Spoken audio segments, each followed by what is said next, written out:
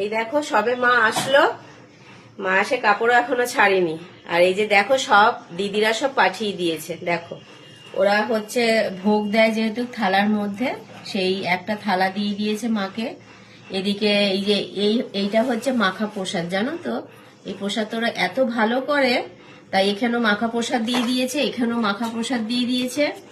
আর এদিকে দেখো সব দিয়ে দিয়েছে, ফুলকপি আলুর তরকারি, এদিকে লাবড়া, দুটো কৌটার মতো লাবড়া দিয়েছে, এদিকে দেখো চাটনি দিয়েছে, এদিকে দেখো দুটো কৌটার মধ্যে পায়েস দিয়ে দিয়েছে, এদিকে পনির দিয়েছে।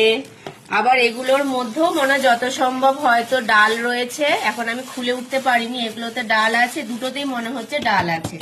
তাই এই সব খাবার হচ্ছে মায়ের হাত দিয়ে পাঠিয়ে দিয়েছে। তা আজকে রাতে আর রান্নার কিছু করতে হবে না, তো এগুলোই আমরা এখন খাবো।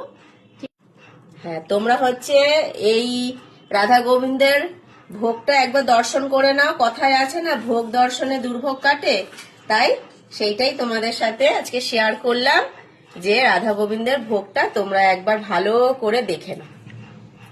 চলো তাহলে